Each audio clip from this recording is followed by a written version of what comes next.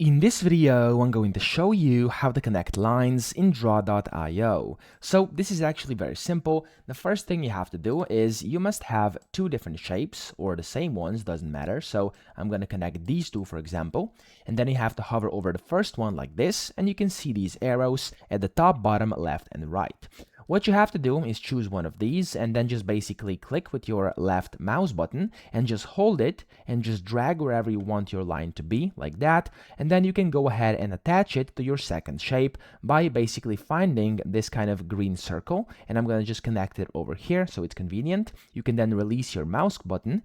And then there we go. As you can see, whenever I move this around, it now has a line. Of course, you can customize that by clicking like that.